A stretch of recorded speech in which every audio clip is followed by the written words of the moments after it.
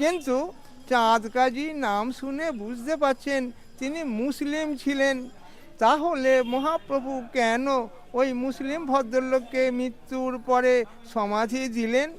তার উত্তরে বলেছেন, চাঁদ কাজী মুসলিম হওয়া সত্ত্বেও মহাপ্রভুর ভক্ত এবং শিষ্য হয়েছিলেন।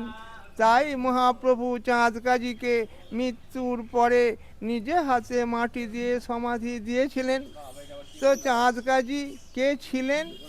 ভাগবতে বিশ্বাসী হলে ভাগবতে বলেছেন, আচ্ছা। চাঁদ কাজী ছিলেন দাপর যুগে মথুরার রাজা কংস মহারাজ।